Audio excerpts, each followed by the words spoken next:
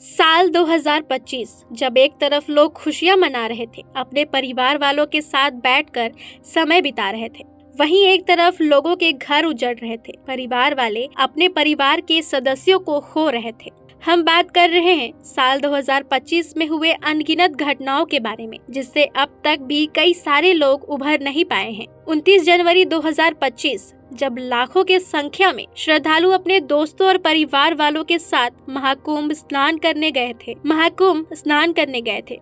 उन्हें क्या पता था कि उनके लिए ये दिन आखिरी दिन साबित होगा।